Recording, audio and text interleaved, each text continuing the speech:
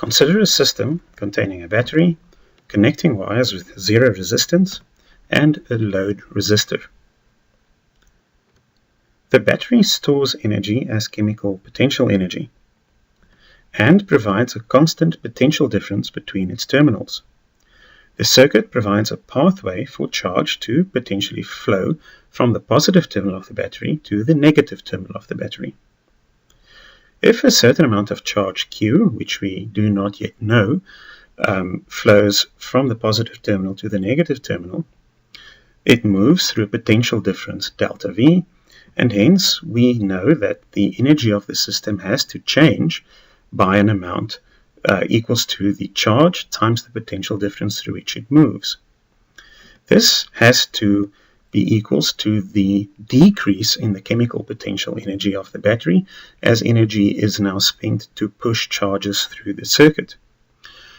We call this increase in energy, which is the charge times the potential difference, the electric potential energy of the circuit, because it's a measure of how much energy a device can potentially utilize if we connect it to the terminals of the battery.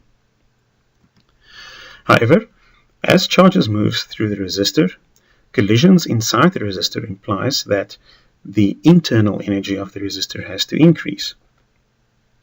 If the internal energy of the resistor increases, it means it heats up. However, if we assume that the resistor is in thermal equilibrium with its surroundings, in other words, that its temperature is constant, the rate at which the resistor heats up, which is equals to the rate at which its internal energy increases, has to be equals to the rate at which it can radiate away energy.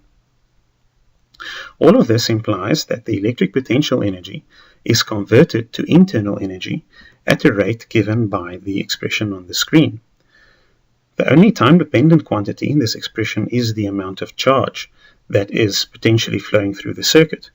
Therefore, the rate at which the resistor converts electric potential energy to internal energy is given by the current in the circuit times the potential difference between the terminals of the battery. This is just the power output of the battery, and we can write it in terms of the current and the potential difference, the current and the load resistance, or the potential difference between the battery and the load resistance.